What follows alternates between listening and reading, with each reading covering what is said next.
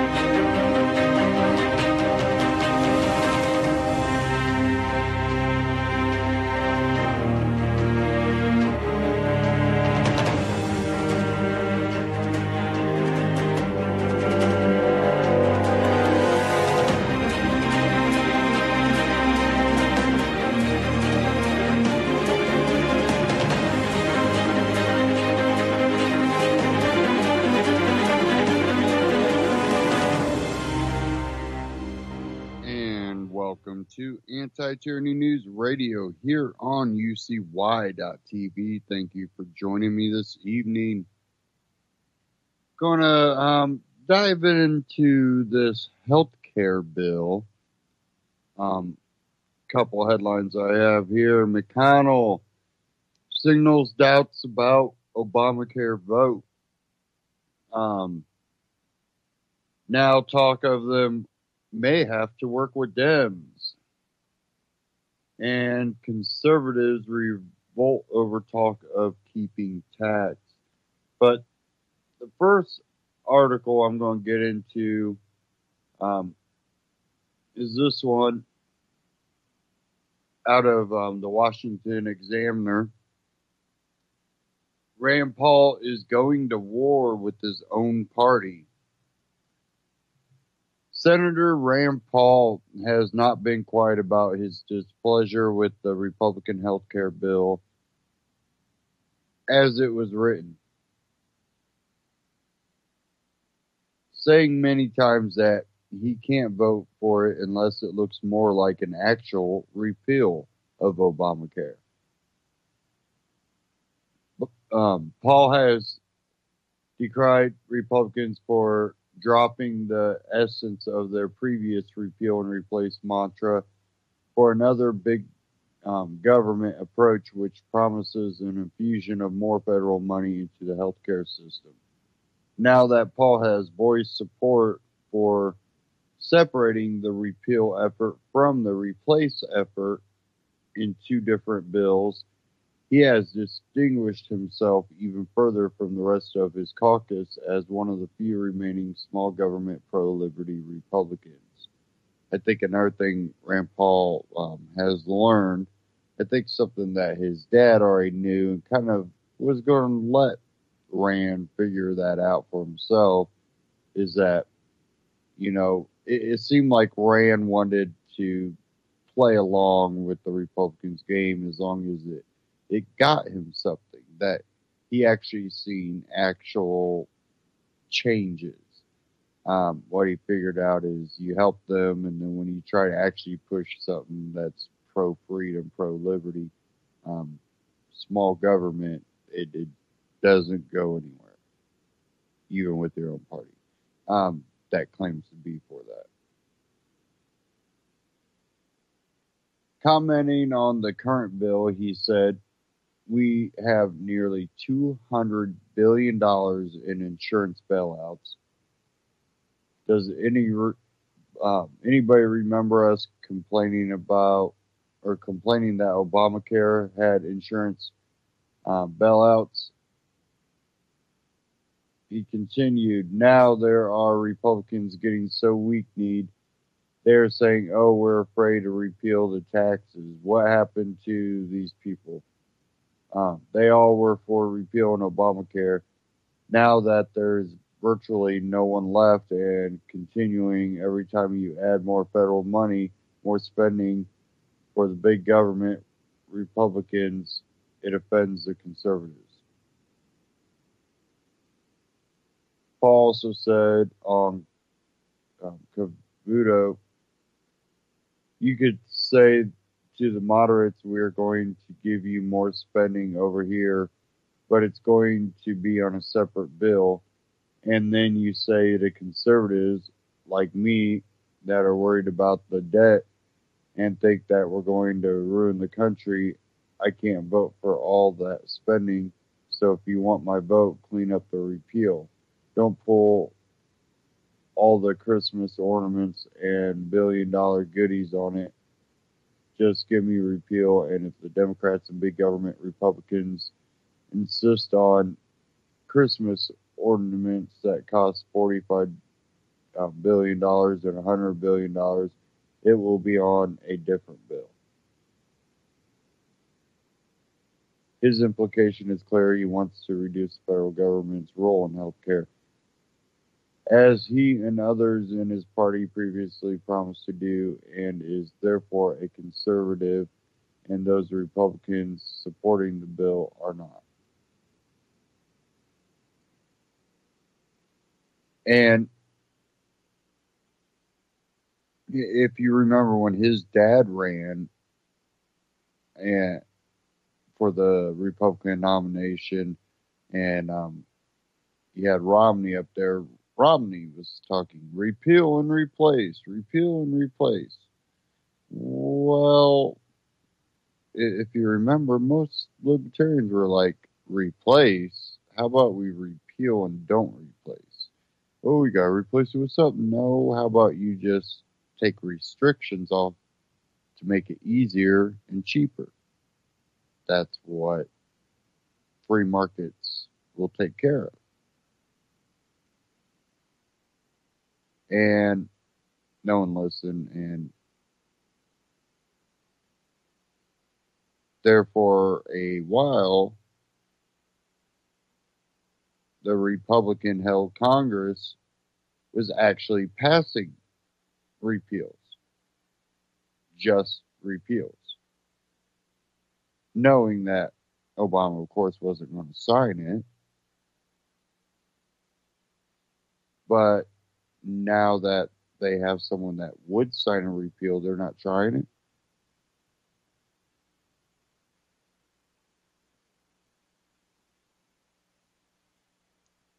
It's for a lot of these, Republicans. It's more about the power's in our hand now. Let's make it our idea and fit the things we like. Like, oh, we'll make sure no funding goes to any type of business that does abortions. They'll do stuff like that, but then they'll give breaks to other type of organizations. And it'll always be, one hand's going to get more than the other. Because, again, it's about power. It's not about taking the power away from government. They are government. They want the power.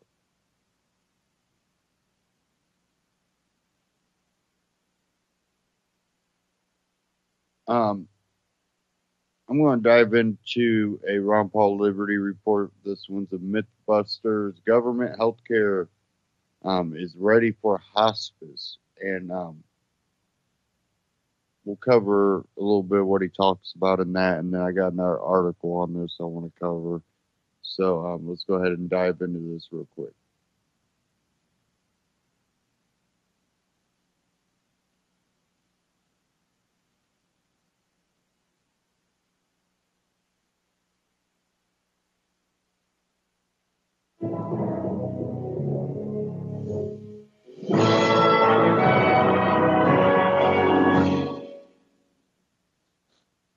Hello, everybody. Thank you for tuning into the Liberty Report. Today is Friday, and this is the day we do Mythbusters. Our co-host is Chris Rossini. And Chris, what do we have on our schedule for today? Good morning, Dr. Paul. Today we're going to talk about government-managed healthcare. Decades ago, politicians and their politically connected corporations began their attack on free market medicine, and As regulations and subsidies have gone up, so have our bills and the wait times to actually get care. We recently came across an older article by Hans Hermann Hoppe, and it still applies today. So let's talk about how to go back to the free market. Number one, Hoppe recommends that we abolish all licensing for medical schools, hospitals, pharmacies, and medical doctors. Now, that may seem extreme to most people today, but please talk about how important it would be to actually get rid of license. Yes, it would be a big issue. And a lot of people consider this very, very radical. Now, Hans Hoppe is a libertarian and a purist on everything that he does. And it was even Milton Friedman that made the point early on, many years ago, that licensing is very bad and even doctors shouldn't have to go through licensing. So I think it's hard for a lot of people to understand because they've been conditioned for the last 100 years that government has to be there to take care of us. And what would happen? Would anybody get to practice medicine? No. The only people that would get to practice medicine are the people who the patients will go to. I mean, they don't... they're not likely to go to the barber to get brain surgery done, this sort of thing. I mean, there's a little bit of common sense, but there would also be, if you had no licensing of doctors, you would have people that would monitor doctors. There would be lists, and you would know qualification. Besides, most people find their doctor from somebody else, or somebody in the family or a neighbor, and you check him out. Do you like him? Is he good? And where does he practice? Where did he graduate? That is probably 99% of it. It has nothing to do with the fact that, oh, yeah, he has a Texas license. And that makes him, a very authentic, and he's not going to do any harm. Now, I don't think the licensing has had anything to do with helping people pick their doctor. But, it wasn't always like this. And the one thing that we can date this to is in 1910, there was a lot of complaints prior to that time that, there were too many medical schools and some weren't real good. There were too many doctors and government had to be involved. So they had this Carnegie Foundation investigation, which was supported by the medical profession, the AMA, and many others. They were going to out and check on this and then write a report, which was called the Flexner Report. And as a result of that, they cut the number of hospitals in half and cut the doctors in half. He said, well, that must be good. They must have all been very lousy. But it turned out that there was more competition then, even though there weren't a lot of women and minorities in the medical schools. At least they were allowed to compete. They had their own medical schools, and there were women, and they were the ones that got closed down. And that led to problems that we've had for a long time. But they claim that the main reason you have licensing is to protect the patient. Or any kind of licensing, you have to have licensing for real estate brokers so you don't get cheated. Well, you don't have to have a license to know how to sell real estate. It's all protectionism. And the medical profession is guilty of that as well. The doctors are involved. The insurance companies are involved. The drug companies are involved. Government do-gooders were involved, and they just believed that you had to have government there to protect the patients, but it was really there to protect the monopoly. They couldn't have had a monopoly if they wouldn't have had the government involved. Because at that time, homeopathy was accepted. Natural cures were accepted. And going from homeopathy to allopathy, they went from, more natural cures for medicine to medicine, drugs, and all this. And the one was excluded at the expense of the other. And there should be room for both, is the way I figure. But it isn't surprising that drug companies had something to do with this. And just think of the explosion of the use of drugs in medicine since that. And some have been wonderful and some have been good, but some have not been very helpful. And there's been, a lot of shenanigans going on. And this, of course, has ushered in the age of Obamacare. One time there was a lot more freedom of choice and solutions would come from the free market. And now we ended up with a horrendous problem. And it just seemed to be an impasse with Obamacare. They can't get rid of it, and they don't know what they're going to do with it. What we're talking about here today is approaching this from a pure principle of the free market, which we don't expect to come about real soon. but we should defend it, that it can solve the problem. It has existed before, and people should have more confidence that they can pick a doctor, and there will be people that would help. There would be research groups and people who would guide people into picking hospitals and picking their doctor. But most of the time, people want, I want the stamp of approval from the government. Well, consumer groups can give you a stamp of approval on what's going on just as well as anything that the government does. So people shouldn't be frightened about it, and they can think of it in other terms. I mentioned real estate, but, why is it that, plumbing and all these organizations, you have to have a license or you can't come in and do the job? Well, you change in washers and things which are minor. Why do you have to have a license to do that? And the major jobs could be sorted out too. So I would think people should really reconsider. There was a time when I thought, we have to have licensing. Of course, I got converted away from that pretty early on. And in medicine, we could survive without licensing. Things would be a lot better. Patients would have more choices, and there would be restraints placed on them by market forces rather than the government regulation. Because just look at what we have today. We have as many problems today with physicians doing bad things as we've ever had, and yet we have so many regulations. So people should consider the fact that licensing is totally unnecessary. Yes. The next suggestion for heading back to the free market from HAPA is one that we've actually covered not too long ago with the EpiPen debacle, and that is to abolish the FDA. You can now talk about how the FDA hinders innovation, increases costs, and actually restricts production of life-saving medicines and devices.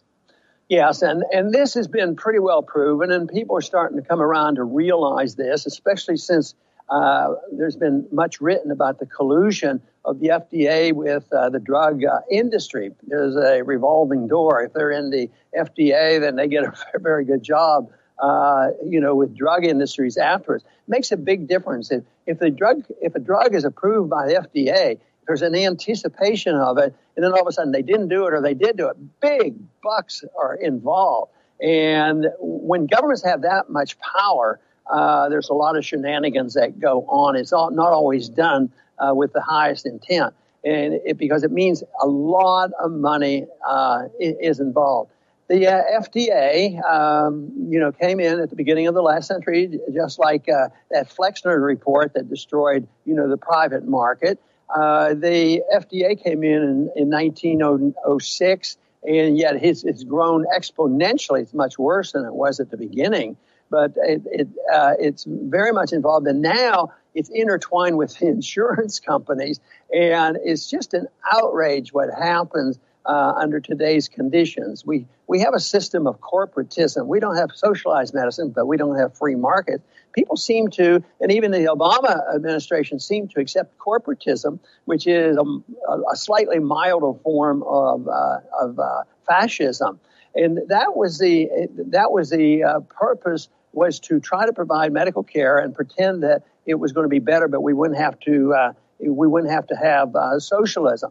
But drug companies have to listen to the FDA, and like you mentioned in the question, it sometimes delays things a whole lot. And there have been studies about how many thousands of people died because there was a pretty good drug that was delayed 1, 2, 3, 4 years. In a free market, what happens if you're dealing with a drug and there's a pretty good chance it's going to work, you don't have to wait for these years and years of testing, safe and effective, and the politics of it all. So this is delays that wouldn't be necessary. What would happen is if a drug company, a reputable drug company came out, we're working on a drug and the preliminary studies that it does really help this particular cancer, even in dire straits. If the company goes and the doctor goes to the patient and say, this is a test drug, it's not proven, and if you want to be in this test, there's a chance, but there's no guarantees. If you guarantee people, if in the free market, if you guarantee, this is a cancer cure, and you have people like that, and this is going to take care of it, and falsely, promise, that would be wrong. But this would speed things up. It could speed them up by years and years. And, of course, the more competition involved in that, the better. Right now, it is a horrible mess with Obamacare. Anybody who wants to go it on their own in their medical care and decides, well, I'm going to buy my drugs. I'm sick and tired of this insurance and all. You might walk in, and I've had the experience, walk in, and they say, oh, your copay is $10, and this is the medication. And they might not find the paperwork. I said, well, just let me pay for it. I did this not too long ago because there was a little bit of mix-up. Let me just buy the medication. And it was for a member of the family, and it was $1,000. It's just unbelievable. And that what they want to do so often is they want to push the collusion of the drug industry into the insurance business, and it's very, very damaging to the marketplace. The FDA does not protect us against bad drugs. The government causes a lot more harm, a lot more expensive, a lot more delays, and really a lot more deaths. Another thing that annoys me with the FDA was traditionally you get the stamp of approval of the FDA. The doctors aren't going to have the information to test it, and it's been very tempting to say, FDA approved, they must have done a lot of testing, they say it's okay. Then you do it, and 5 years later, 10 years later, oh, a big mistake, then there's a bunch of lawsuits. So it's encouraged doctors not to be as vigilant as they should be and be suspicious of these drugs because there's way too many. And there was a time when I was a little bit more naive, and I thought, well, they wouldn't do anything just for profit. Yeah, well, I've sort of softened my stand on that. I think they do a lot in the drug industry just for profit. Just look at the EpiPen fiasco there and how they maneuver government and get their monopolies. So, yes, they do something for their pocketbook. Not every one of them, but there's a bunch. It's driven. And it's not driven by honest profits. It's driven by deceitful and fraudulent profits. And that's why I don't like the FDA. Yes, next necessity to head back to free markets is to deregulate the health insurance industry. Unfortunately, health insurance has been turned on its head. It can hardly even be called insurance anymore.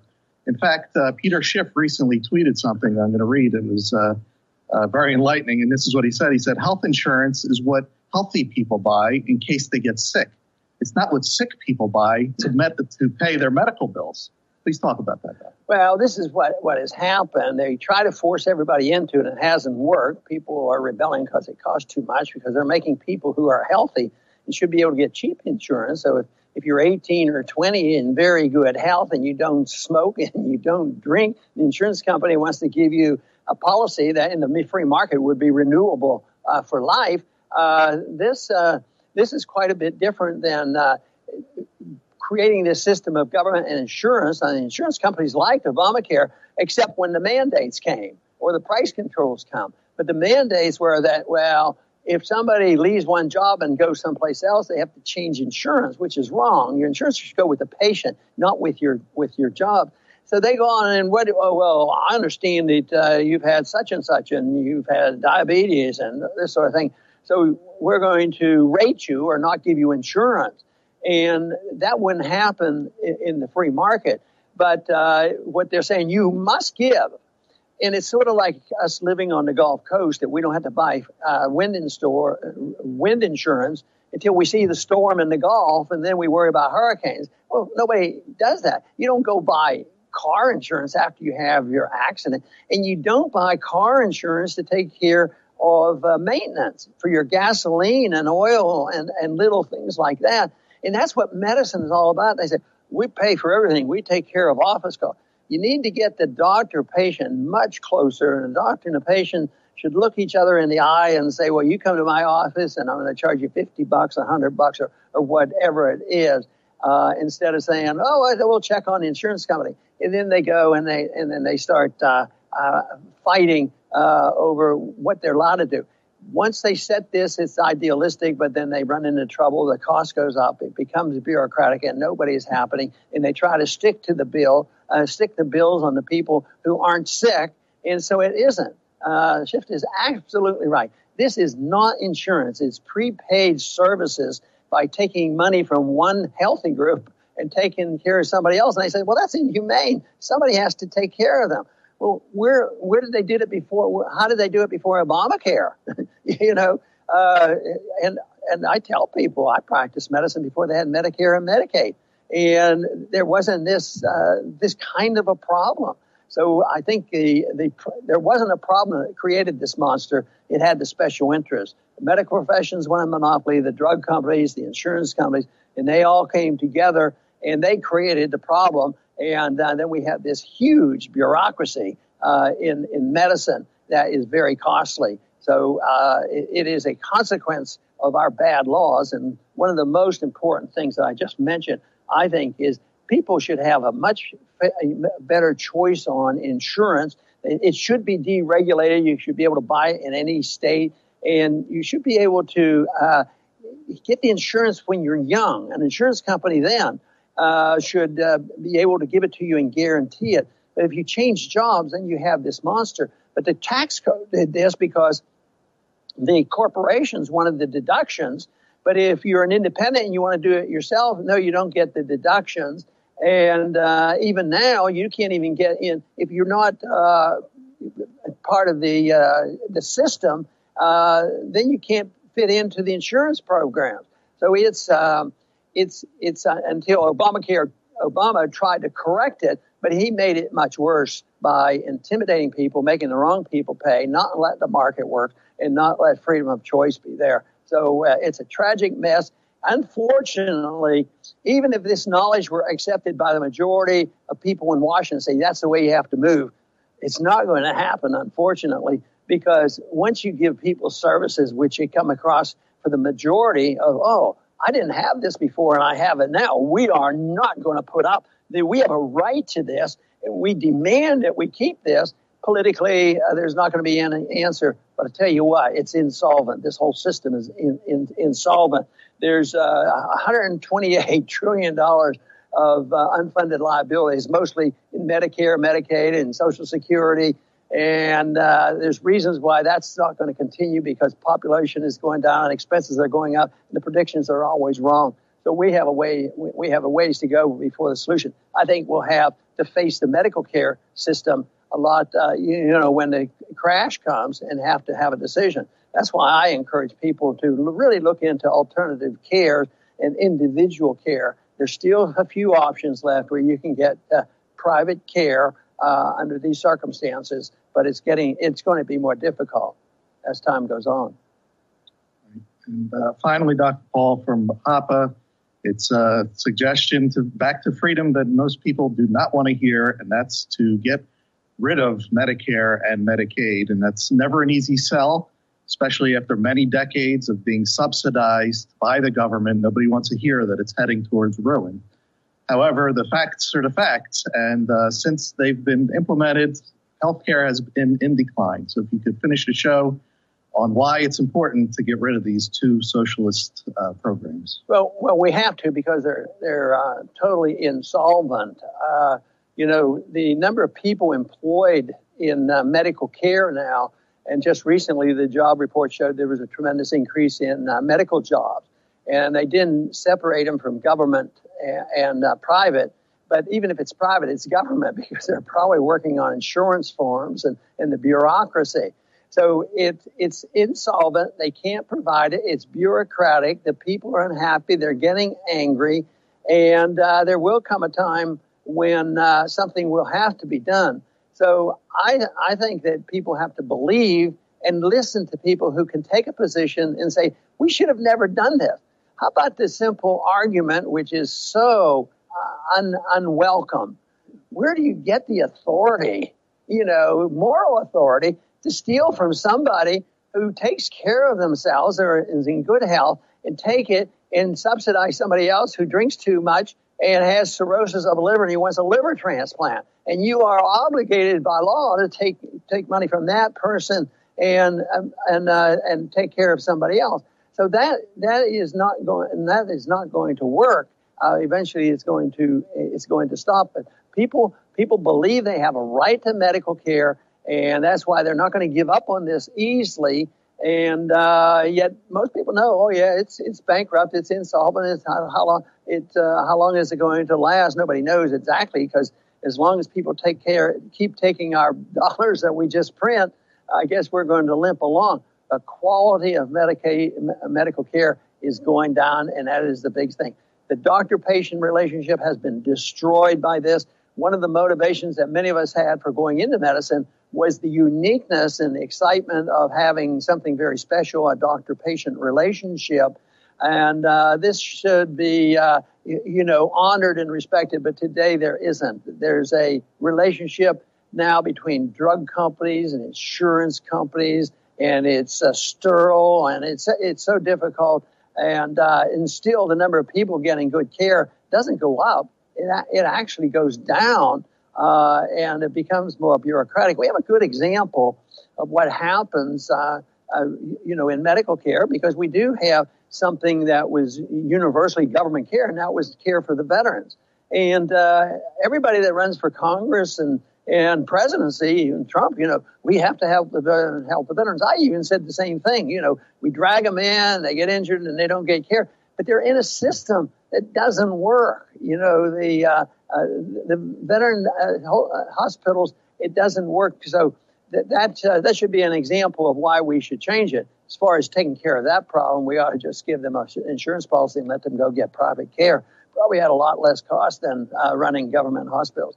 But unfortunately, is not the case. But this boils down to the special interest that I mentioned on how 100 years ago it was moved to get a monopoly control by all the special interests. And also, the moral principle is that whether or not medical care is a right. It's not a right. You have a right to your life. You have a right to your liberty. You have a right to your property that you earn. And that is it. You don't have a right to take something from somebody else because you need it. And medical care has been very susceptible because it's emotional, and they can't quite, and I understand it. I happen to be in medicine. I want to take care of people who are sick. That's why I don't like this type of program.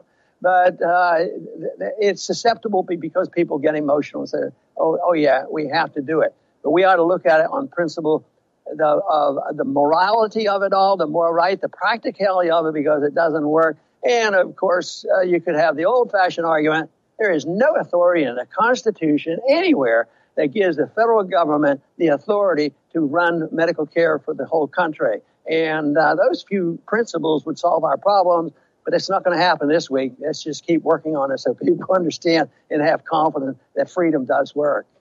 I do want to thank everybody for tuning in. And Chris, thank you very much for being with us today. Thanks very much, Dr. Paul. And good. And to the viewing audience, please come back to the Liberty Report soon.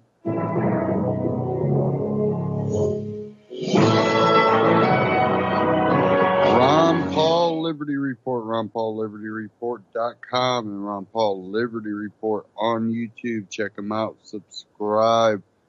Now, one of the last things you brought up there was the VA. And that's something that I've been saying for a long time.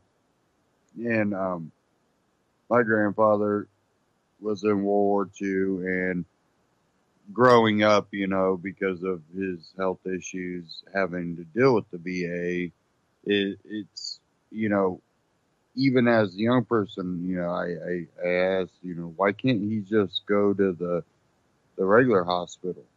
And, because they get their health care through the government. And, because they were at war. And I'm thinking, but don't older people get government health care when they get older? They can still go to a regular hospital. And, that's when the answers started getting a little bit more confusing, and really it was something I seen early off. The only thing I could really think of at the time, being younger, I was like, well, maybe it's because they deal with more of, amputation, and maybe they deal with more of, asbestos, or, they deal with a lot of these issues that are pretty unique to a soldier. That's why they need the VA. They're specialized experts in a lot of that stuff. Yeah, that's why. And the older I got, the more I realized, well, no, because there's amputees all the time that don't go to a VA. Hold on. There's people that have dealt with asbestos that weren't in the military. Oh, they were mechanics. Oh, so then there's probably people out there that can deal with that. And it just kept going on and on. And more I started understanding the world around me, more educated I became. It really came down to, it seems to me like it's a way to save $1. Where at a hospital, they're going to go, well, we could try this. This might save them. Where at the VA, they'll be like, we tried this and this. It didn't work. We tried.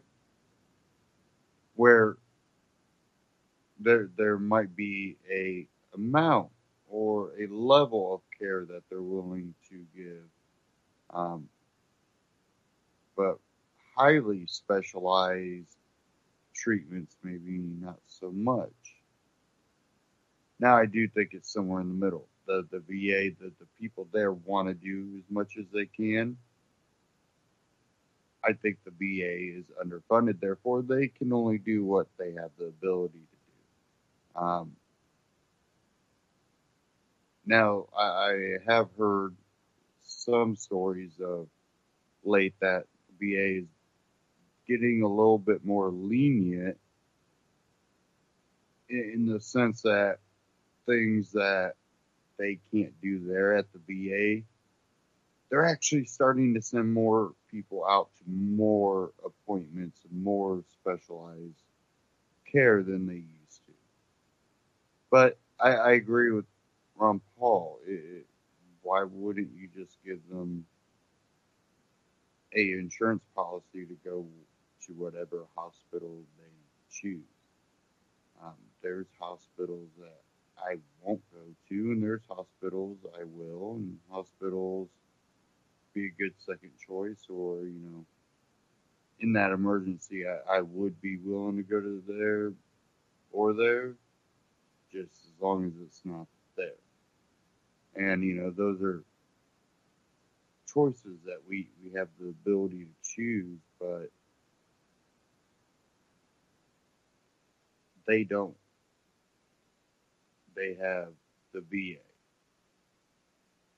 or they can go ahead and get their own health insurance, which I'm sure would be high unless they could do it through a company.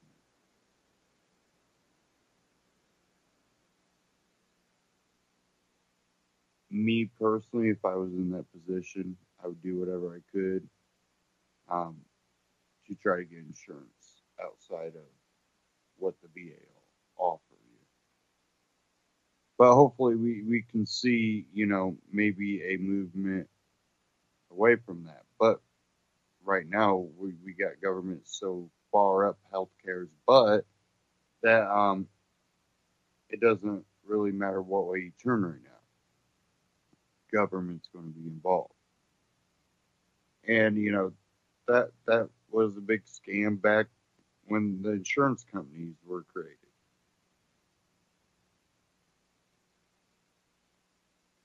There, part of that was, well, if you get really hurt, it's going to cost a lot, and you probably won't have that money to pay for insurance, and we'll cover it.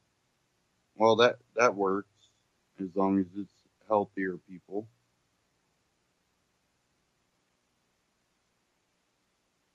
And because, well, insurance is a business, they need to make money. They slowly, raise the rates, which, here and there, it's like how government gets power. They do it in slow progression. And at the same time, the doctors and hospitals and everything start raising their rates, because look, Now there's a pool of money every time one of the people in that whole pool gets sick that we can dip into.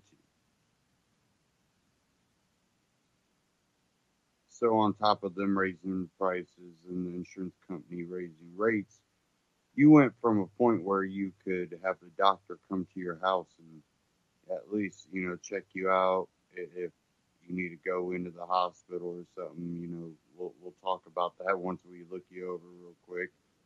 Make sure, it's nothing too bad.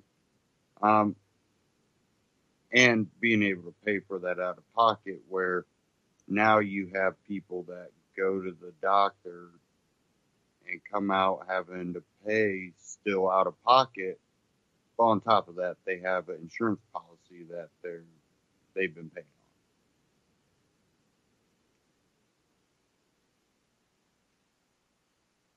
It's there's a giant circle that now it's almost like it's a catch-22 because you got so many things that are causes and effects, and it kind of goes full circle. Now, once insurance companies were made and doctors and, the medical field started raising prices, realizing, hey, we can get more money.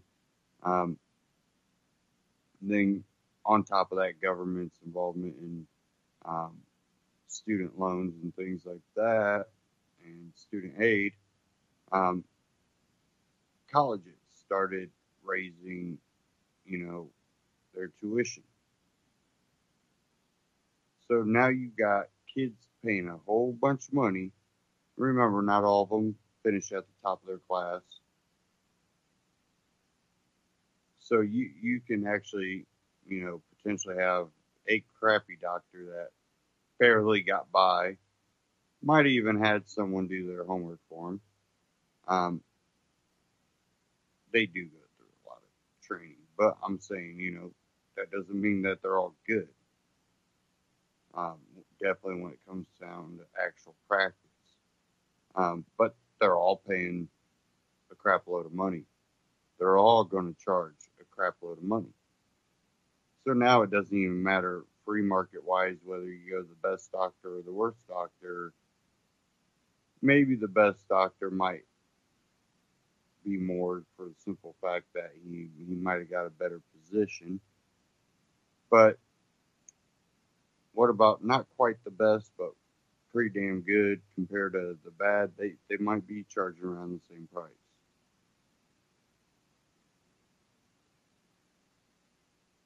And anymore too, you also have it where everything's pharmaceutical. We'll try this, we'll try that.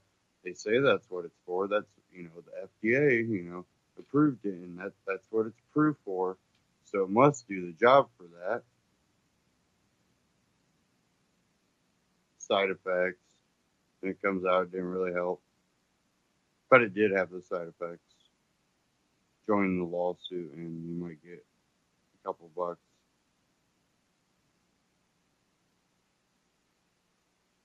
It's a big mess. And really, again, I agree with Rand Paul that we should split, the repeal and replace apart. It needs to be repealed. Worry about replace if you actually come up with something more free market just to deregulate it. I think that would be a good idea.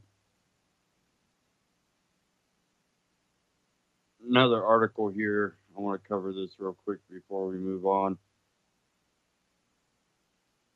This one out of the Hill. Conservatives revolt over talk of keeping Obamacare tax. Conservative groups are warning GOP senators against keeping an Obamacare tax on investment income in their health care bill, an idea that has gained some traction among lawmakers. GOP lawmakers have floated keeping Obamacare's 3.8% net investment income tax to help pay for more generous health care subsidies for low-income people. Democrats criticized an earlier version of the Senate's health care bill for eliminating the tax because it generally applies to high earners. But prominent conservatives argue Democrats will criticize the bill regardless of what happens with the tax. They say the tax is harmful to economic growth and should be repealed. This tax, just like any tax increase, is an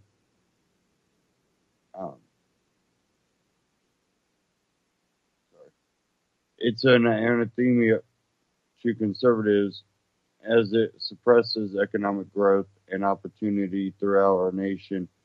Club for Growth President David McIntosh said in a statement Wednesday, under no circumstance should the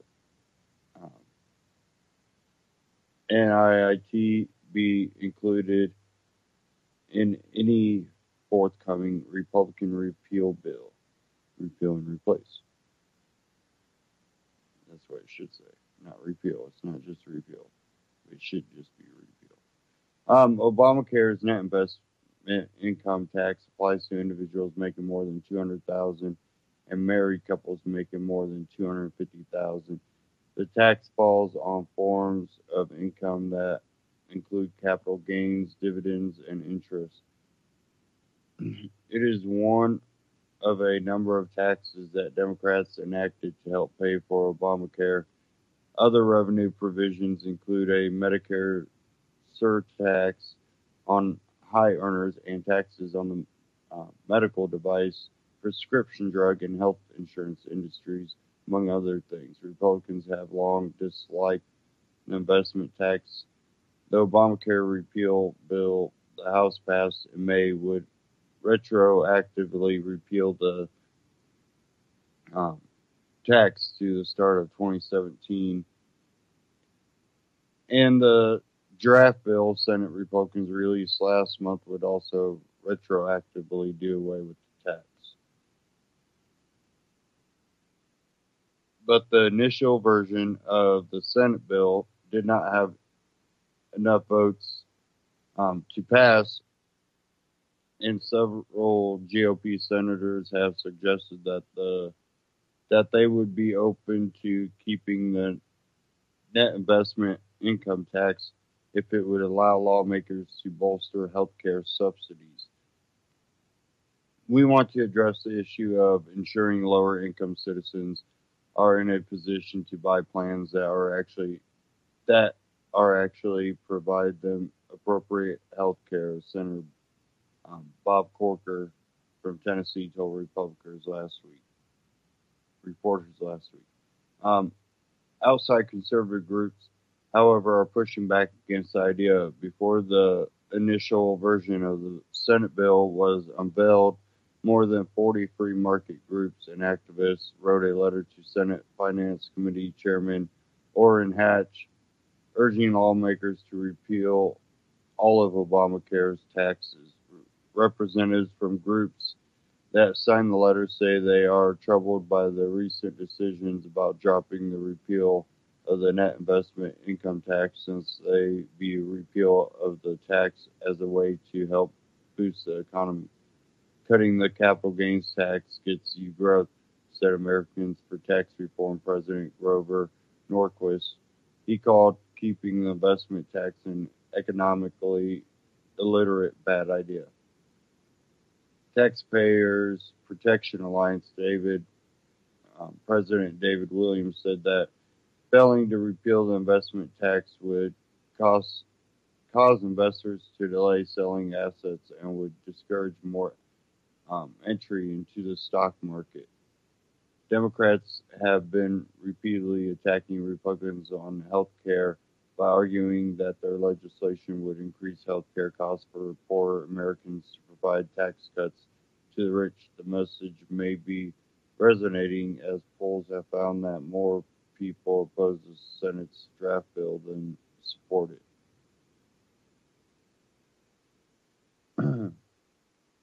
The optics of repealing the investment tax are problematic for Republicans, and scrapping the idea could help to win over moderate GOP senators. But conservatives stress that keeping the tax is bad policy and won't get any Democrats to back the bill. Democrats will pocket the concession and continue demagoguing tax cuts for the wealthy as the tax debate begins, only more emboldened for having tasted blood, the Wall Street Journal's right-leaning editorial board wrote earlier this week. Conservatives also say failing to repeal the investment tax in the healthcare bill could make tax reform more challenging. If lawmakers want to repeal a tax as part of tax reform instead of in healthcare legislation, they would likely need to find a way to offset the $172 billion in revenue losses that the Joint Committee on Taxation estimates would result from the provision's elimination. And if lawmakers opt against repealing the investment tax in tax reform as well, their cuts to tax rates won't actually be as big as they look. In our opinion, it would be a mistake to throw away any opportunity to get a head start on a tax reform. National Taxpayers Union President Pete Sepp said. He added that the investment tax doesn't only affect wealthy people because it wasn't indexed to inflation, so it will affect more and more people over time. The chairman of the Congressional Tax Writing Committee are among the biggest proponents of repealing the investment tax in healthcare legislation. Hatch and House Ways and Means Committee Chairman Kevin Brady have said they want all the Obamacare taxes repealed in the healthcare bill. And again, that was from the Hill. You can read the rest of that there. Now, I made the point, other people have made the point before. Once you get something like this passed, Obamacare, it takes more than what most people have to try to get rid of something like that. You just can't get rid of it. It's easy for them to pass these laws, but it's always hard for them,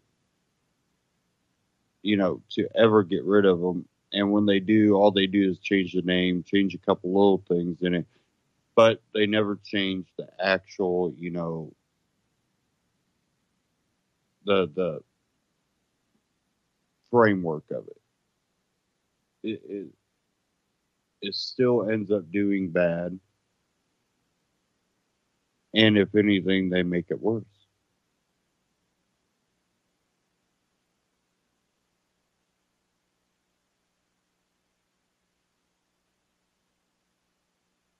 Okay, I'm going to move on here. I want to get away from healthcare here before it gives me healthcare problems.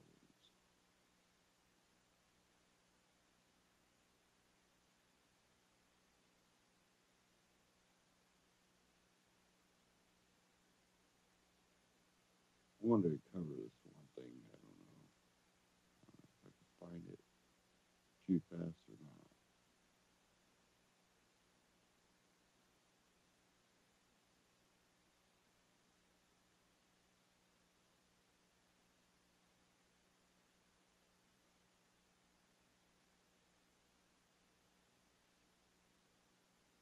Okay, sorry. Give me a second here.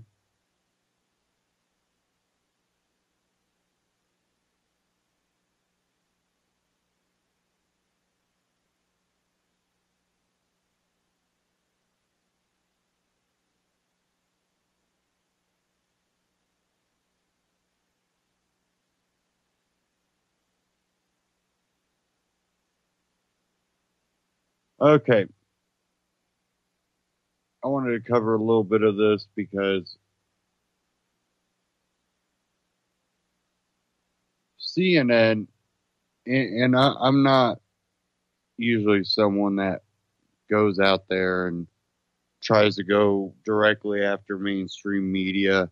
I do call out mainstream media as a whole, but I tend not to try to target any of them. I think they're all bad. They all tend to be in it for the almighty dollar, not actual journalism or anything. It's one thing to want to get paid for the work you do. It's another thing to turn it into stardom. There's other ways to find your actual stardom. These mainstream so-called journalists and talking heads, you would think they were in a movie or something. And then they end up being in movies, acting as themselves as a reporter. But, CNN, they're constantly getting caught. Lies, other mainstream media too, not just CNN. But something CNN did lately that triggered the hashtag CNN blackmail. And being a journalist, one thing that really upset me a while back is so-called activists, journalists, or whatever the hell they want to claim themselves to be. I'm sure journalists, activists second. On multiple media sites start publishing gun owners' names and addresses. A lot of people remember all that happening, and me going, someone that hasn't harmed anybody, hasn't broken the law, simply exercising their right, now has their privacy exposed to the world to be attacked. Doesn't seem like a noble journalistic thing to do, and that peed me off. Well, what CNN lately has done with this hashtag CNN blackmail, everybody has probably seen the little GIF meme or GIF meme, however you pronounce it, of Donald Trump, laying the smackdown on a person that had a CNN logo over their head. And basically, CNN tracked down the person that supposedly made that. And in an article, basically warned him one last time, you told us you're sorry, you won't do it again. We'll keep your information private, but if you do or, say anything or do anything again, we have the ability to release your private information, basically blackmailing him to keep his mouth shut. Well, now this has come out. CNN, they are on their death march, their death walk. This is a network that I don't know many people that trust, even people that would sit there and, like, if it was on, they would sit there and stare and watch it and listen. Go, I don't believe anything they say. It's just interesting what they say. They just haven't had the credit. Now, that doesn't mean everybody, I've had, relatives that talk about, oh, I've seen this on CNN. Not me. So, I really think that CNN is on its last leg. But I kind of want to get more into the story. I have a clip here from Stefan Molyneux talking about CNN threatens Reddit user for exercising free speech. Hashtag CNN blackmail. So let's go ahead and dive into this.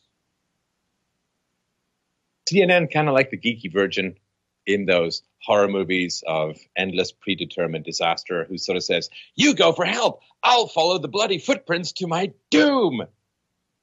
CNN has just made the biggest and most catastrophic error and has finally opened themselves up to the just retaliation that they have courted, for so long indeed. They have chosen the name of those who will bring them down. They are legion. They are anonymous. They are relentless. Hi, Paul. Hi, 4chan. Hope you guys are doing well. Would you like some jolt? I think you might need it because really the feigned piece is over. And now the phony war is over. And it is time to dig in and start getting things done. This from CNN.com tonight. The Reddit user who initially claimed credit for President Donald Trump's tweet that showed Trump tackling CNN issued an apology Tuesday for the video and other offensive content he posted 1 day after CNN identified the man behind the account and attempted to make contact with him. All right, so I'm going to just break this up so everyone can sort of follow along. So let's just say you're a bit of a shit poster, right? You enjoy making funny memes and so on, and you take this 2007 tackle that Donald Trump did on Vince McMahon at some WrestleMania event, and you put CNN logos on it. Kind of funny, cozy 20 minutes of work. You post it, a couple of people laugh, and move on to whatever is enjoyable next on the internet. And then you find out that Donald Trump, someone in his team or him, they reposted it with a bit of music and so on, and it kind of became a really big thing. And you're like, wow, that's pretty cool. And you move on with your day. And then, well, I guess in your private email, you get a message from CNN saying, we've tracked you down, we know who you are, and we want to talk to you. Well, I guess that makes free speech a whole bit less fun now, doesn't it? And that, of course, is the entire point. To move on with the CNN article, Reddit user Han A, not his real name, but Han A Solo, first shared the GIF last Wednesday of Trump pummeling a wrestler with CNN's logo imposed on his face. Shouldn't that be superimposed? Anyway, goes on. CNN could find no earlier instance of the GIF. The GIF was later edited into a video with sound and tweeted by the president on Sunday. On Reddit, Han A. Solo took credit for inspiring the tweet. Soon after, Han A. Solo's other posts on Reddit, some of which included racist and anti-Semitic imagery, quickly circulated on social media. And then there's this big apology and so on. You can look the article up yourself. After posting his apology, Han A. Solo called CNN's K-File and confirmed his identity. In the interview, Han A. Solo sounded nervous about his identity being revealed and asked to not be named out of fear for his personal safety and for the public embarrassment it would bring to him and his family. So that's important. See, CNN, very, very concerned about violence against people. And if this guy's name got out, I mean, you know what would happen. Like all the black-clad, skinny-jeaned leftists with lots of time on their hands would find this guy very easily if they published his name and city or whatever, just his name maybe. They would find him, and his employers would be contacted, and his wife's employers would be contacted, and his children's teachers would be contacted, and they would just death threats would pour in. You see, they're very concerned about violence and threats against journalists that might come out of a silly GIF of a desktop that wasn't even real to begin with. They're very, very concerned about the potential for instigating violence. So obviously they never, ever, ever want to reveal the name of this person, because it seems to me that would be a pretty clear clarion call for unholy levels of crap to descend upon this guy's entire existence for the rest of said existence. The article on CNN went on to say, CNN is not publishing Han A. Solo's name because he is a private citizen. See, not there? There, you should stop. Now, the reason why this guy deleted all of his posts, I would assume, is partly because he was contacted by CNN, and also because he was contacted by CNN, he realized that he left a trail of breadcrumbs across the internet that led to his front door, and so he probably didn't want to figure out exactly how they jumped from thread to thread to him, so he just deleted everything because he was concerned that other people, CNN has a big incentive, but other people might find a way to figure out who he is as well. So, CNN is not publishing Han A. Solo's name because he is a private citizen who has issued an extensive statement of apology, showed his remorse by saying he has taken down all his offending posts, and because he said he is not going to repeat this ugly behavior on social media again. Now, that is a very, very interesting way of putting it. We're not going to publish your name and destroy your life because you're a private citizen. Now, that should be it. That should be it. But they put a bunch of caveats, right? Not publishing your name because you've really, really groveled and apologized. You've taken down the posts which we find offensive, and because you've promised not to do this stuff again.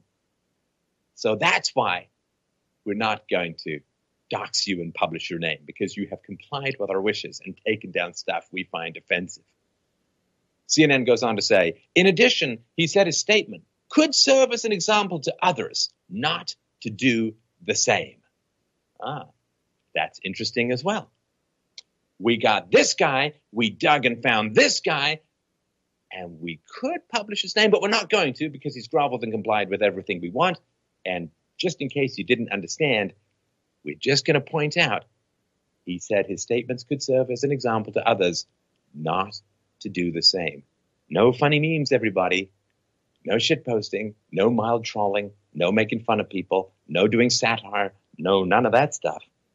Now, just in case anyone didn't get the message, and this to me is the most chilling part of this entire article, right at the end, this is what CNN says. CNN reserves the right to publish his identity should any of that change, right? So he's apologized, he's deleted his post, he's never going to do it again, blah, blah, blah. But CNN reserves the right to publish his identity should any of that change.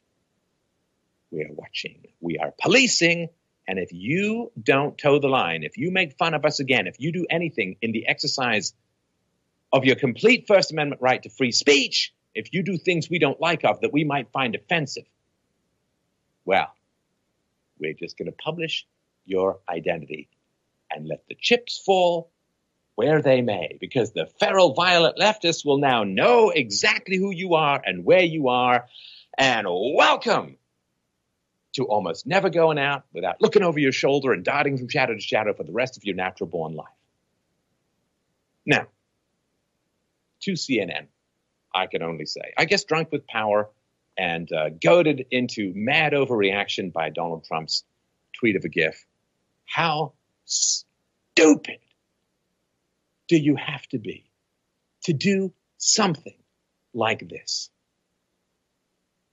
So Andrew Kaczynski, right, CNN, said, when he was accused of threatening this guy, or CNN was accused of threatening this guy, of blackmailing him, of extorting him, and said, well, you apologize, you deleted your post, you're never going to do it again, but if you do, we'll dox you. He said, FYI, Han A. Solo just called me and basically said, I am in total agreement with your statement. I was not threatened in any way. Yeah. Oh, yeah, absolutely. Sure. You know, the guy whose livelihood and family and future I could destroy like that at any moment just called me, and he told me he totally agreed with anything that I had to say. Are you kidding me? CNN threatening a private citizen. Have you never heard of the name Gawker? I mean, where are your people with some understanding of the internet? Andrew Kaczynski also tweeted, Han A. Solo posted his apology before we ever spoke to him. He called us afterwards to apologize further. Now, that's Weasel Word 101, right? Because, okay, he posted his apology before we spoke to him, but not before you contacted him through email. If you said he posted his apology before we ever had any contact with him, that's one thing. He posted his apology before we ever spoke to him. Well, that's just a little bit different. And who knows what the content of that email was, although I kind of have the feeling we're going to find out at one point or another. Andrew Kaczynski also said CNN specifically chose not to reveal this guy's identity, and to say we threatened anyone is a total lie. Sure. Yeah, didn't threaten the guy at all, except for the fact, well, the part where you said that you were going to dox him for exercising his right of free speech. Oh, yes, CNN, don't make any fun of us, or we'll publish your identity. How is that not crippling someone's constitutional right to free speech through threats and extortion? And this is the thing. Oh, my God, CNN, what have you done? What have you done? You don't get it. You don't get it. You think, oh, we've been this big, giant multimedia, multinational, multimedia, multi-billion-dollar corporation. Oh, he's just one guy in his mom's basement, the cliche. He's just one guy. We're big, we're strong, we got an FCC license, we are the Godzilla. He's just a little ant. Come on. He's not one guy, CNN. He's not one guy. He's everyone on the internet. Everyone who enjoys making fun of those in power. Everyone who enjoys making memes. Everyone who enjoys shitposting. Everyone who enjoys mockery. So you think you're this big monster Godzilla beast in the room. You're Smog, he's just this little hobbit. No. Oh, man. There's poking the bear. And then there's sticking a fork in a dragon's eye. And then there's throwing a hand grenade into a supernova. And then there's the end of the universe. And somewhere way beyond that is this moment. What you have done. CNN, what are you doing? After these last 2 weeks of unbelievable escalating domino disasters, are you absolutely hell-bent on proving the circling the drain, death spiral, Pareto distribution, end times of the organization? Is this really what you want to say to the American people? Not only do we think you as Americans are, and I quote a CNN associate producer, stupid as shit, we will hunt you down and ruin your life if you make fun of us online. I mean, CNN doesn't have no clue. They seem to have no clue whatsoever. It's just this guy typing away, causing more problems. CNN doesn't have a fucking clue. They just attacked and threatened the entire anonymous internet. The people who found the bike lock professor attacker and ended up with him getting arrested. The people who found Shia LaBeouf's flag because of little airplane contrails in the corner of the picture twice. Do you not hear the cry? Cry havoc and let slip the balls of war. I don't know. Isn't doxing someone or threatening to dox someone a little bit against Twitter's terms of service? Hashtag CNN blackmail, please help us out. It's astonishing. I don't know.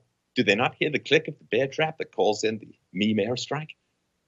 See, if you make fun of CNN, they'll finally figure out how to do basic reporting. They'll track you down and they'll threaten to wreck your life if you don't obey their commandments. So shut the hell up and stop exercising your basic human rights to free speech. That's what happens if you make fun of CNN. But you see, if you attempt to assassinate the president, they'll shiver with excitement. They'll lick you up and down as a hero as they interview you. It's a very different situation then. And this goes to show mainstream media across the entire West, I believe. They're not in the business. They have no interest to inform you. They want to control you, you see. And this is a primary example of this. See, what CNN has shown is that they have the capability and the intelligence and the technology and the basic keyboard typing skills to track people down based on internet footprints, find out who they are. Hey, I wonder if CNN has ever done this with violent leftists. Or has that been left up to the people they're now cornering? Oh, man, you guys, you don't know. You'll find out, but you don't know yet. Oh, man, Now, Julian Assange has asserted that CNN just committed a crime, violating 135.6 of the New York Criminal Code regarding coercion. And I leave this here for your edification. You can look into it further yourself.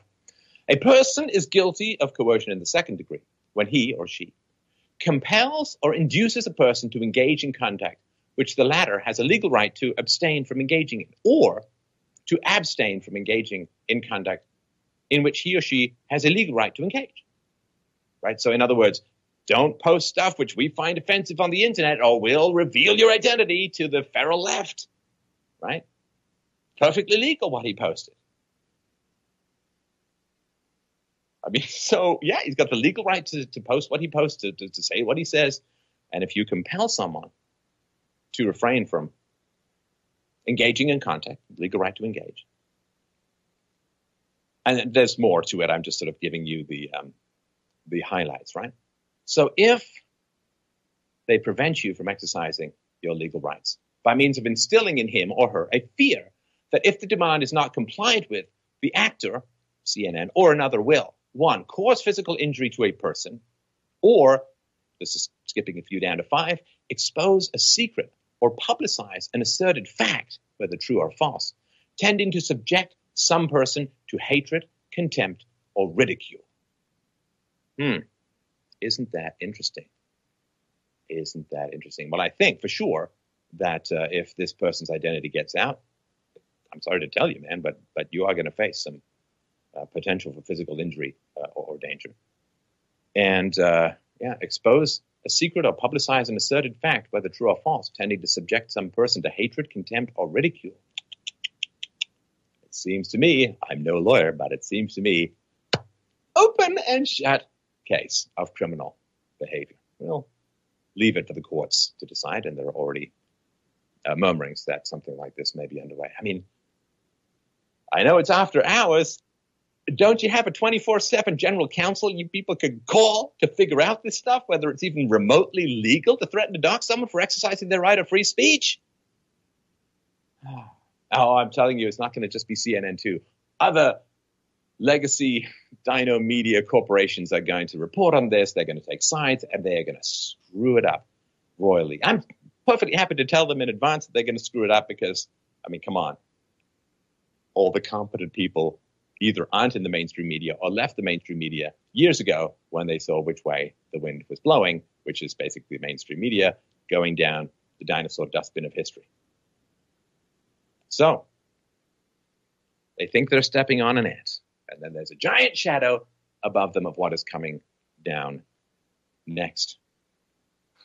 Hell will be empty because all the devils, the virtuous devils, will be circling CNN, because what have they done? What have they done?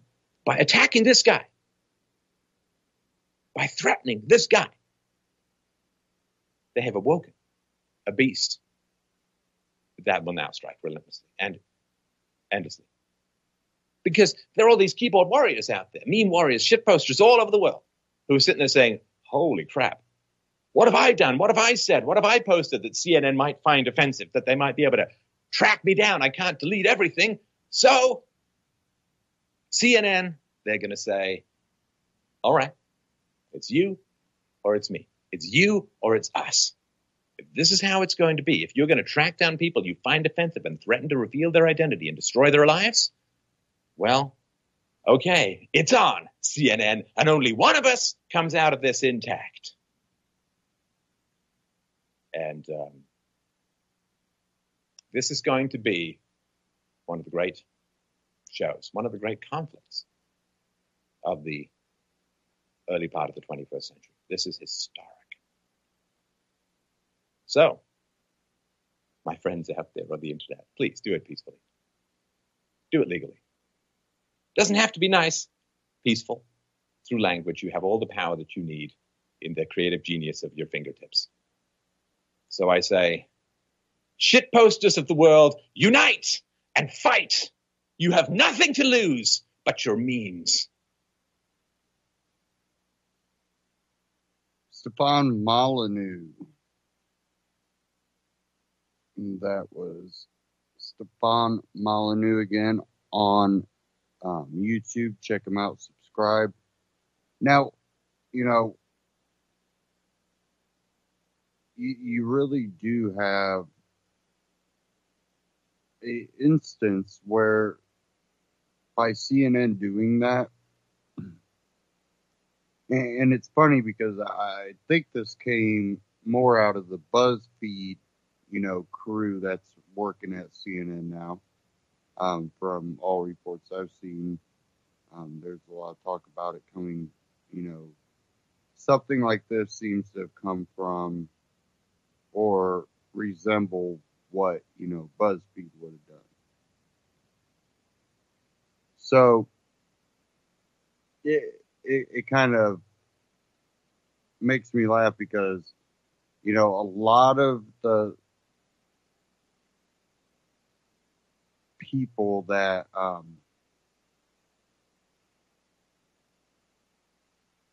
I've noticed that were into BuzzFeed at all, a lot of them were the keyboard warriors.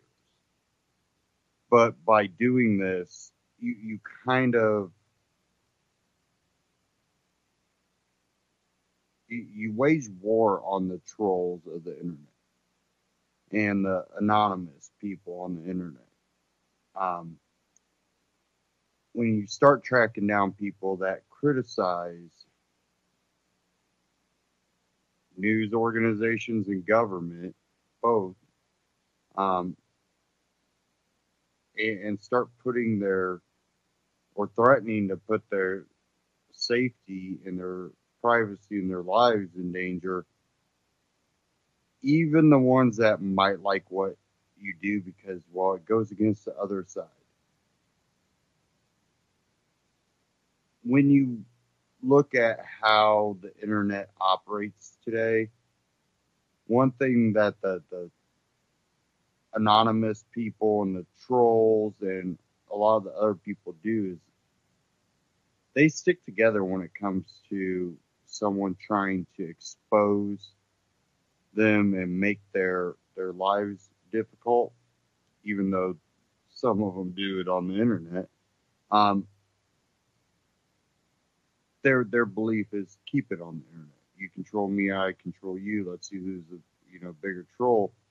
They're not showing up at your house, and you're not showing up at their house. Usually, if they're releasing personal info, it more than likely they're doing a operation on some type of corrupt entity, and they're trying to expose them. They're not just going, let's release this guy's information because he made a meme that I didn't like. They're going, hey, you like that meme? Watch, I'm going to make one to counteract yours. And, it's more of that internet back and forth. CNN basically declared war on, trolling. And even the most amateur of troller that makes memes and criticizes things kind of recognizes that, going, oh, I put out memes that criticize, am I going to become a target now? So they're going to call out, even if they like what CNN did, they're going to call that out. CNN seems to be losing credibility across the board, which I believe they should have a long time ago. But we're in the dinosaur media age, when it comes to mainstream media. They're dinosaurs. They're struggling to keep a place in the media sphere. That's why they went far away from more journalistic stuff to more entertainment stuff. And I think a lot of it's blended itself. Even when they claim to be doing journalism, they're looking for views and clicks and going along with what they believe the country wants to hear and feel. And that's where the whole fake news thing comes into play. But you think in a struggling, sphere, they would have a little bit more respect for the internet and its power. But again, they are dinosaurs. They're thinking about, like our TV ratings. And what they don't realize is that means nothing in the internet world, and this could potentially take them down. Will it? I don't know.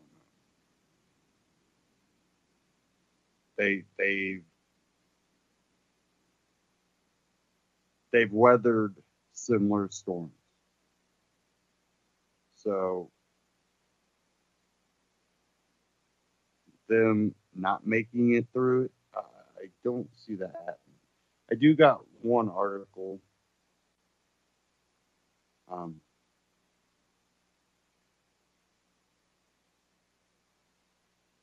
give me a second here.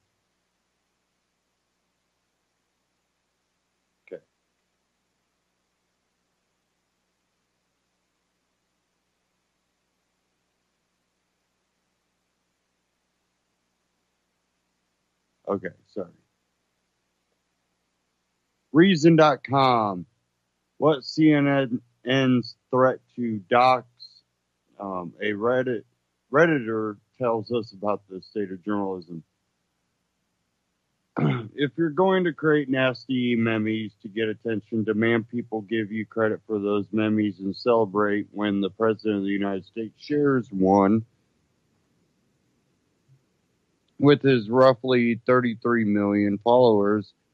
I have no sympathy for you. We're not a martyr. You're not a martyr for the cause of free expression, which I'm, believe me, I'm not claiming this guy as a victim. You know, you do make memes. I think that you are kind of out there in the public sphere, but again, he was under an anonymous name, and that's not what journalism does when you start threatening. But it says here, there was a time when anonymity allowed Americans with unpopular and unconventional beliefs to make their arguments without fear of retribution. Today, the internet has created an environment that incentivizes people to create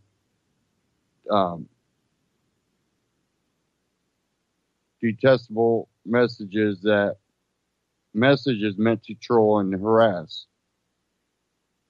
Then again, the story isn't really about online harassment or the Reddit user Han Solo. We'll just call him Han Solo. Who has taken credit for the creation of a GIF of President Trump body slamming a wrestler, which I feel the need to reiterate is fake violence, with a CNN logo imposed on his face. The story itself means little. This is about how places like CNN function these days, how it overreacts to everything the president does, how many of today's newsrooms give some people a pass and destroy others. The search for Han Solo began before anyone knew he was responsible for anti-Semitic or bigoted posts. CNN tracked down his identity because he had committed thought crimes, the worst of which was mocking CNN. The story was meant to tie a Trump tweet mocking CNN to a hateful meme maker and blow up.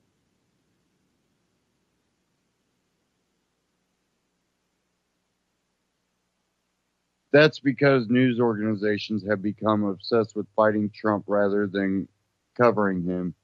For all the sanctimonious self-championing of the importance of journalism in the Trump era, stories like these have no real purpose.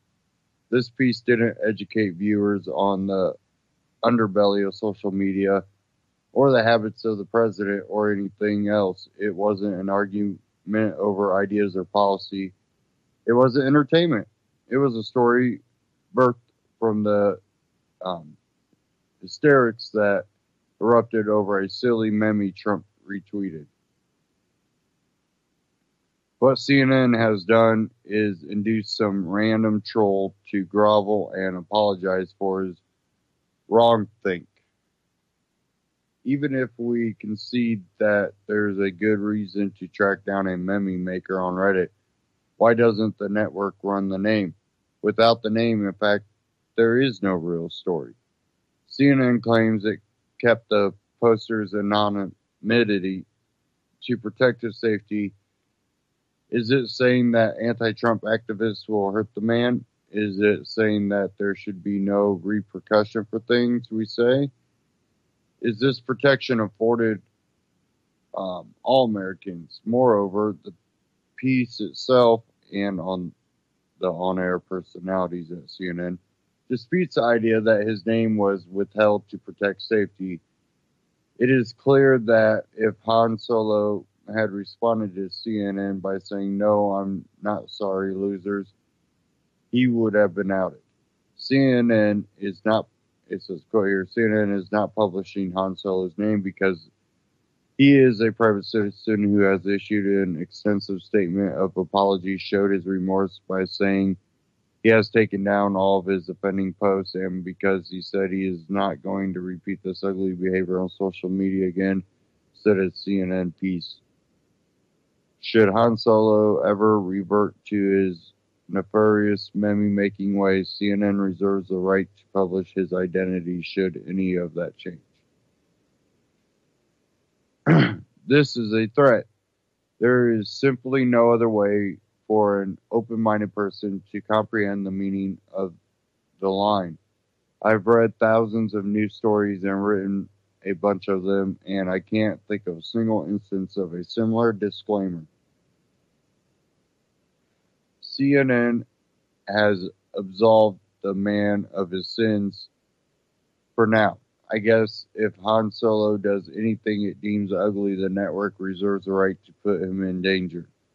Now, in a now deleted tweet, CNN's oft confused Chris Como asked, should CNN reveal name of Reddit user who made Trump wrestling video, had a lot of bigoted and hateful material on page and website. Let's chew on this question and assertion for a moment. For one thing, although Como happens to be correct in his case, I don't trust his definition of hate or bigotry. Moreover, our journalist standards contingent upon the target's political views. If Han Solo were to have the wrong opinion on same-sex marriage or affirmative action, would that be enough to ruin his life? If he sincerely apologized for these transgressions, someone should ask Como what the standard should be. It's important to remember that this entire conversation sprung from the hysterics surrounding a juvenile presidential tweet. Since the tweet, I have watched many journalists act as if Trump called the Gestapo into action. This only a few weeks after an out and loud progressive taking in by the frenzy of the day attempted to assassinate Republican congressional leadership. In a story most journalists drop quicker than the middling Trump Twitter troll. No, this is a First Amendment issue because one of the nation's most powerful journalistic institutions has the power to track down and ruin the lives of random Reddit users doesn't mean it should. And just because it can coerce apologies implicitly or explicitly doesn't mean it should. At the very least, it's an abuse of its power and a waste of its resources. And you can find that article at reason.com.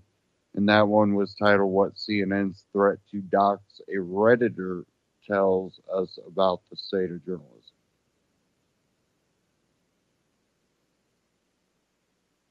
And again, what they did, there wasn't anything truly journalistic about it other than research. We found out, we tracked someone down that made a meme that we didn't like because it had our logo.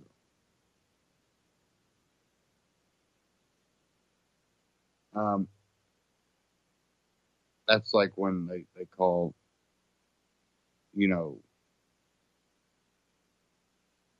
entertainment news.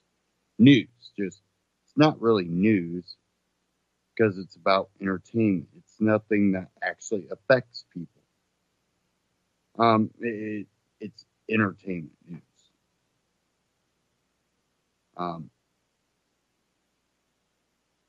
What's CNN even doing, bothering themselves about this? Because they're offended. Because they make up fake news.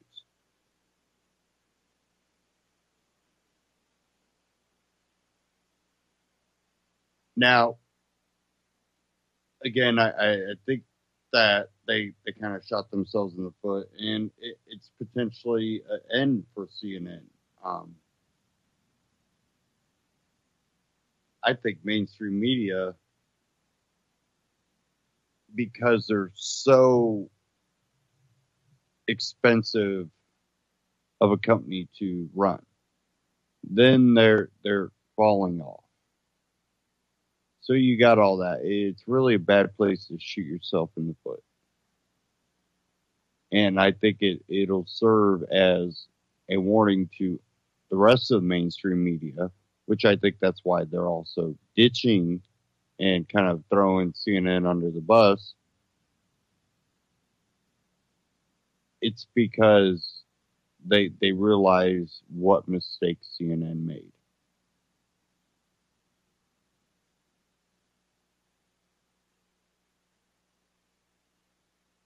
Now, in the end of it, what's really going to truly happen to it? I think CNN is going to end up trying to do some major restructuring to try to save themselves. So, what are they going to try to create? I think that they're going to more than likely try to create a separate entity to slowly move towards.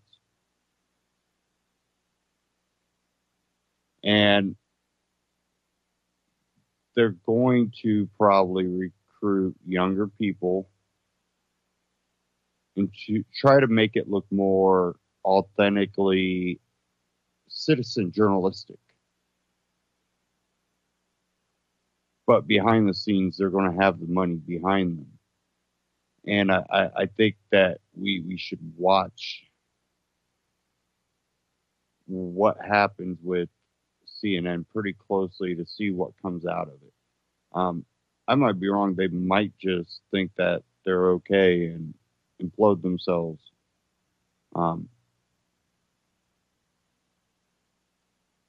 It's really hard to tell, but I really think it's the end for CNN as we know it.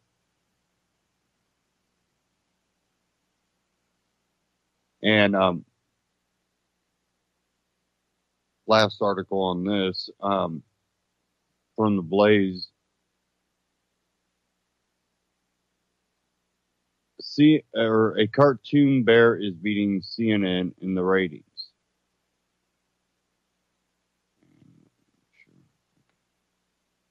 Viewers are choosing reruns of Hanna-Barbera's Yogi Bear over CNN. During the week beginning June 26th and ending July 2nd, Don Lemon and Anderson Cooper came 13th in the ratings, while the Smarter Than Average Bear and Connoisseur of Picnic Baskets clocked in at 11th on Nick at Night. CNN has found itself in repeated trouble as they commit numerous errors in content and judgment, from the hunting down of a private consumer who critiqued them with old footage of President Donald Trump,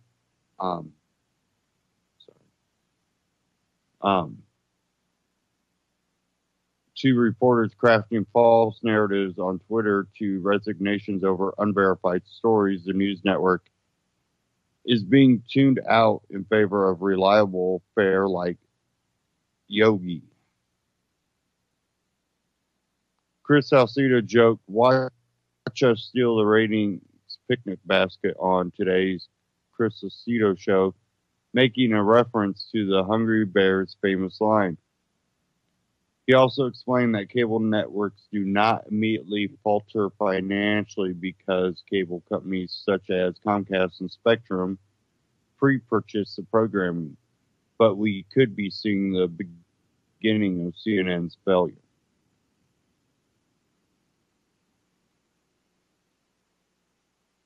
Now,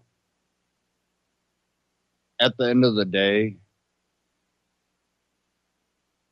a lot of these people will stay in the media sphere somehow. And again, that's why I think we should watch if they start falling apart, or if they, you start seeing people going over and starting a new network, to watch that pretty closely. But again, CNN as we know it, I think is going to be done.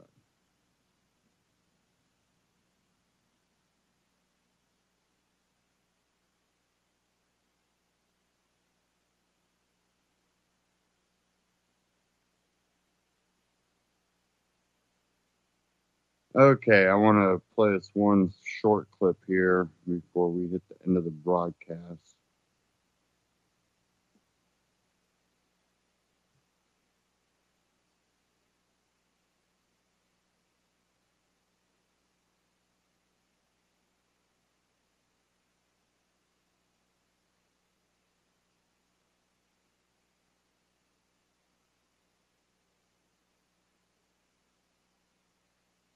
Okay, here we go.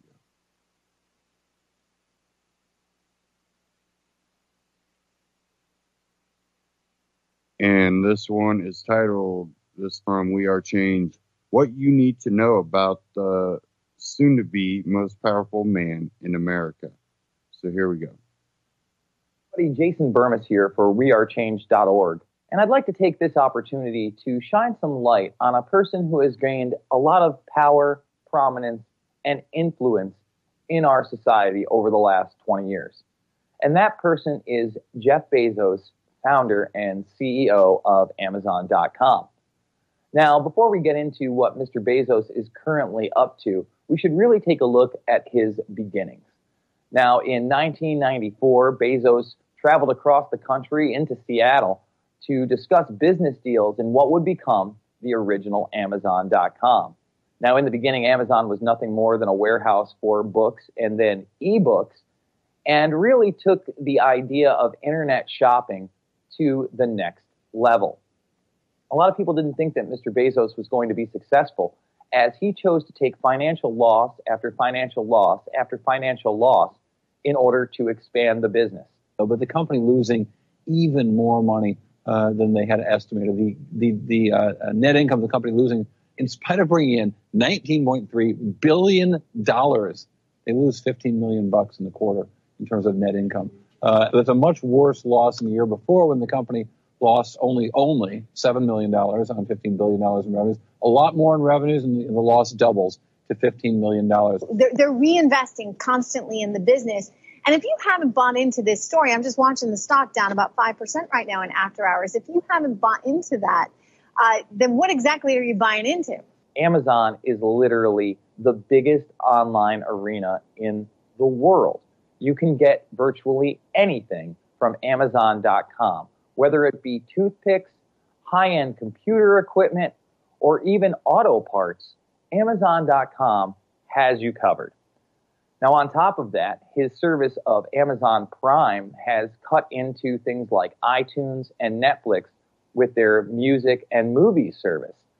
So it would seem that Mr. Bezos has more influence than ever. But we really need to take a look at some of the other things that Jeff Bezos is invested in. For starters, in the early 2000s, he began work with a commercialized space company, which after failed launch attempts seems to be coming to fruition.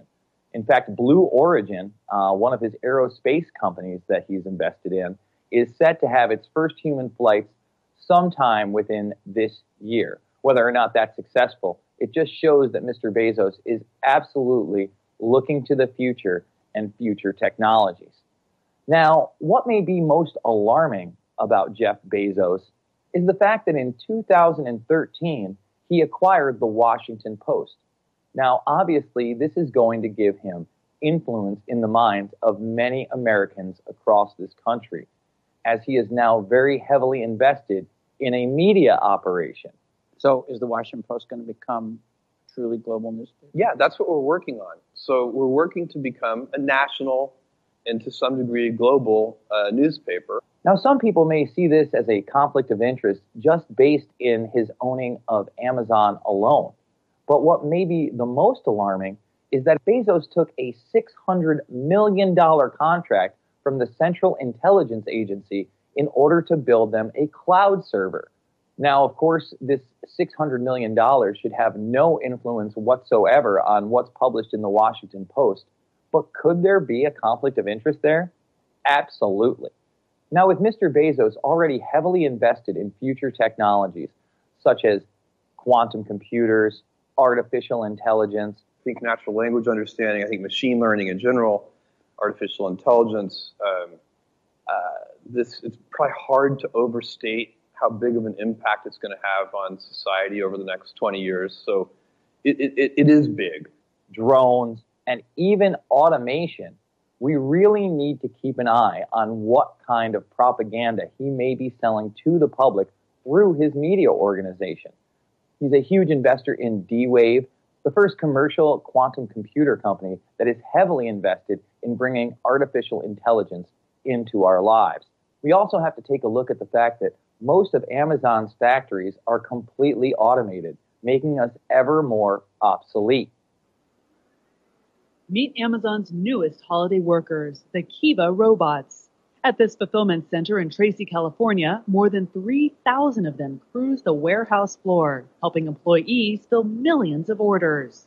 Now, obviously, as we move towards the future, this is going to be a continuing trend with somebody who has close ties to the CIA, owns his own media organization, and sells virtually everything through his online store. Jeff Bezos, we're watching you. And as always, if you like this report, please share it on social media. And don't forget to go visit wearechange.org. It's only through your financial support that reports like this are possible. Thank you very much. Now, I am someone that's kind of kept an eye on what he does. I don't agree with everything he does. I don't agree, some of his connections, but I am a big Amazon user. I think that that is part of capitalism, being able to bring stuff to people for better and cheaper price, still good quality, take care of the customers when things go wrong, which they do. And they're able to offer services for a pretty good price. So, it's not always the cheapest. I do buy stuff from other websites and other companies. But it definitely is something that in the internet world has been groundbreaking, because, it was a constant investment to create something bigger and better, where it wasn't going, let's get to a certain point. We'll collect on that for a while. When that starts not working, then we'll start investing again till we get to a spot that works, and we'll kind of ride that pony for a while. Where, he constantly investing. It's got to get better. Got to get better. Got to get better. Got to get better. I'm not happy until it's better. Well, it's always can be better. Well, then we're going to keep going until, So that's where a lot of that loss came from, because he constantly was making it better. That's good business. Don't like his ties with the CIA, making the the cloud server, because that does kind of, make you wonder. But again, it could have just been a business move. There's things, again, I won't get into every little thing he's ever said that I agree or disagree with. But I will say that, what he did with Amazon, what was genius. And he made a very good online company. That's nothing to be ashamed of. I think, though, some business people just look at business. They tend to separate their personal beliefs or ideologies from their business. Some people don't, but some people do. Example of a company that really wanted to stick by their beliefs, their ideology, would be Hobby Lobby. At one point, Hobby Lobby went public, and then because they didn't like the direction, they wanted it a certain way. They wanted to keep a hold of their values and their beliefs in the company. They bought their company basically back. They took private ownership again. And so now they're able to run it the way they want. And they've stuck to their values and what they believe. And then you've got other companies that, listen, this is business. I might have my personal beliefs, but, this is business. That could have been what, his deal with the CIA, what you need a cloud server built. Yeah, I can do that. I'll send you an estimate. That could have just been a business deal. So it's something that we should pay attention to, but it doesn't always point to something nefarious. Again, and I'm not being biased just because I like Amazon. If I really do think something nefarious is going on, believe me, I'll let you know. But that doesn't mean we shouldn't just keep an eye on, people that we spend our money with. Now, if I was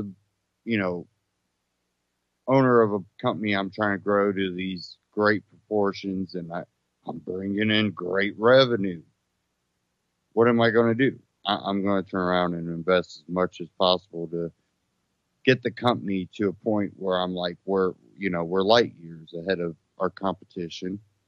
Our competition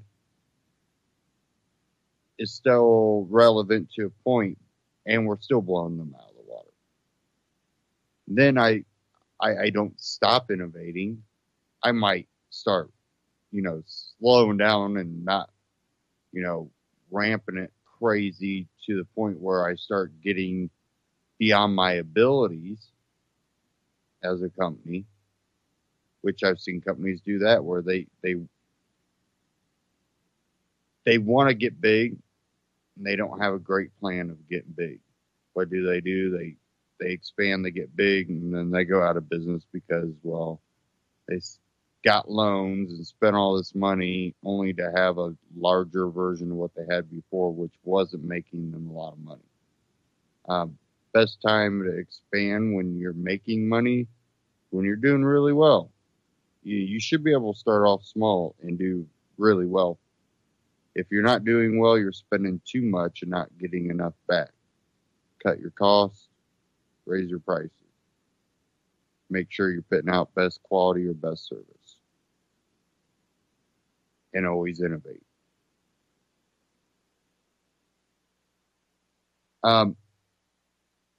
Me personally, would I have made a deal with, the CIA to make a cloud server? Probably not. And again, that's where some people would have been like, listen, money's money.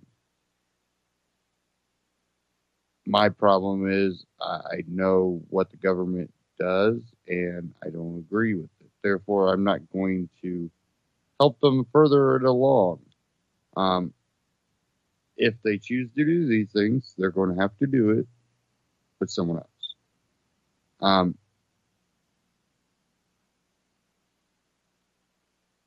Now, I think it'd be different if they're going, hey, you know, we're going to phase out the EPA, but, you know, could you at least make us a website that lists things to be, you know, look out for?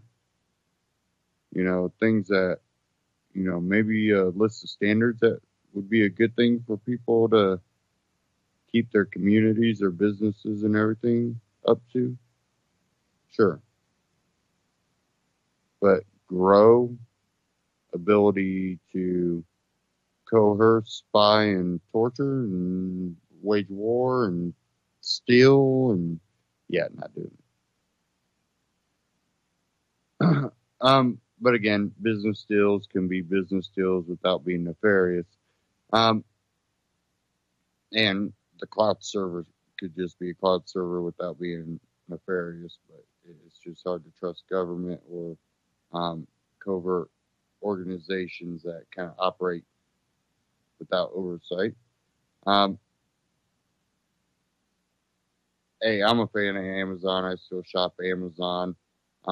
Again, if I find something nefarious about Bezos, I would stop. But you know what?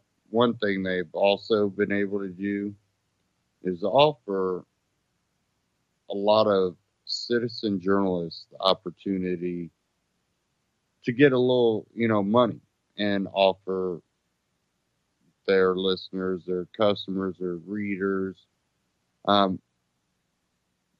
you know, the same great products that people usually try to find. Usually, you know, people go on a search engine or, you know, other websites, including Amazon, and they'll search for a product. Some companies offer, you know, affiliations, and you know, when you have a company like Amazon where things are cheap, you can find anything. Great business model. I haven't had a shipping problem yet. It makes it really nice for citizen journalists and networks, including UCY,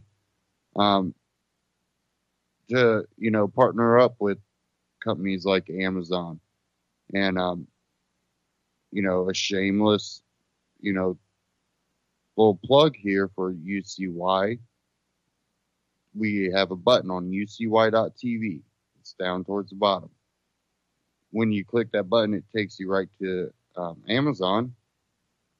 And when you shop, when you click those buttons, that's a partner button or, you know, affiliate button. And UCY gets a little kickback without, you know, raising your prices or making you pay more for shipping, or, you know, you pay the same price. Nothing is different on your end. And UCY gets, you know, a little, it's, you know, change, but it's a way that, you know, you get something and you can also help support citizen journalists and alternative media networks out there, because the you know, alternative media and the citizen journalists, they're not working with that much money. Mainstream like CNN, they got a lot of money. Take care. Have a great week.